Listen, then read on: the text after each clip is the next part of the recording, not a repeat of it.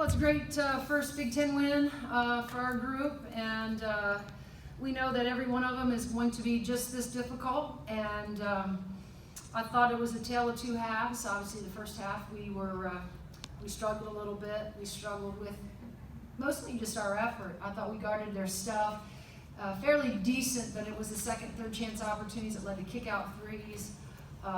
We lost McCutcheon in transition, and then once we got to them in halftime, and just talked about our effort things, just intangible things that we had to change, our mindset, 50-50 balls, everything about our, how we were approaching the game needed to change. And I thought there was a change in the second half. I thought Allie Padwork was terrific, and I thought obviously Mackenzie Holmes was unstoppable. I thought Lex Golbey gave us great minutes. Jory Allen came in and just hustled her rear end off. And so we got some help from kids off the bench that were huge tonight. So happy for our group. Now, like I said, it doesn't get easier. We got to go on the road to Rutgers. So we're going to enjoy this one tonight. We'll start our prep tomorrow for Rutgers. Questions, Coach? Yeah, did you guys make a really concerted effort at halftime to get the ball inside? It was well, our effort, we tried to, that was part of the game plan. I think in particular we thought that clearly we had an advantage on the inside with Lex, and we knew obviously Mackenzie. They have been playing smaller, I should say. Nia Holly is really a guard, but she's playing at the stretch four, so we felt like we had the advantage on the inside.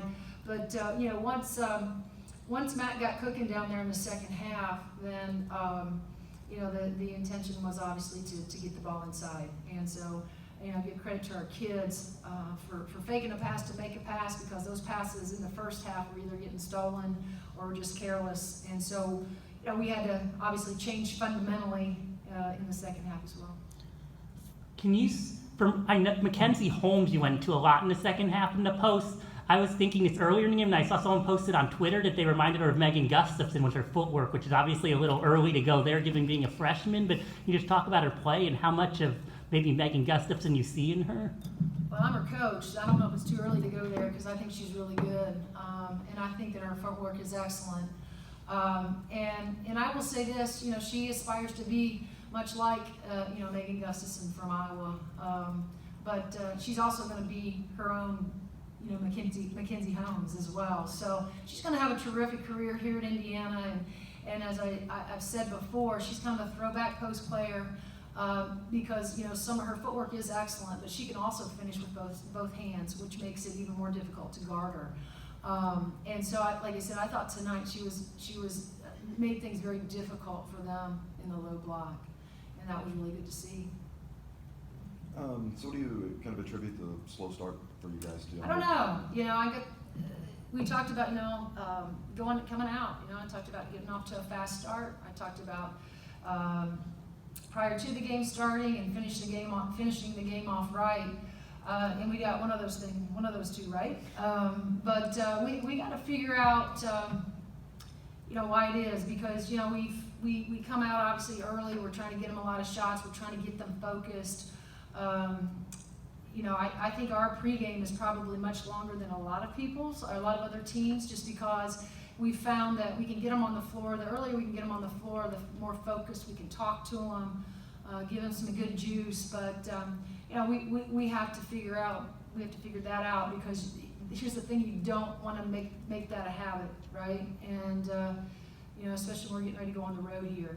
I've always said we have to get out to fast starts and get points on the board, because that does something for our confidence. And so we got to figure out why that's happening and be so much better. What second half adjustments did you make, and that was your best second half since when? Yeah. The biggest thing the adjustment we made was more effort related. The conversation, the halftime speech was about the intangible things. Getting the loose balls, like I said, and making sure that every stop on the other end has has to conclude in getting a rebound, getting a stop. That's the only way they were getting points on the board in the first half. I thought, as good as Allie was offensively, though, I thought she was even better defensively guarding Mia Clouden, because that kid is by far one of the quickest guards we have in the Big Ten, and that is a very difficult matchup. And so I thought Allie was tremendous, but I thought, just not because she scored the ball, I thought she was really, really good. She fought, for, 38 minutes to guard a really fast, really good player. Good? Okay. Awesome. Thank you. Thank you.